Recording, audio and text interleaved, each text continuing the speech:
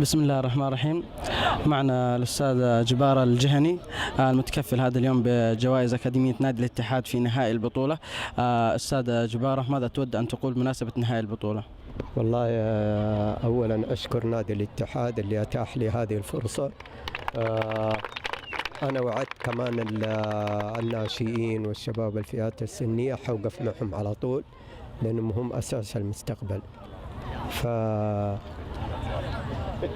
يعني أدوني شرف، أنا أفتخر بهذا الشرف أنهم خلوني أتكفل بهذه جوائز الدورة.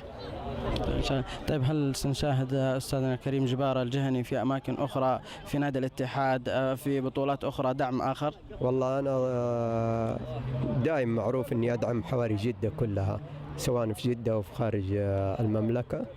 فأنا أحب أدعم الفرق والشباب وذول، لأنهم هم نواة المستقبل.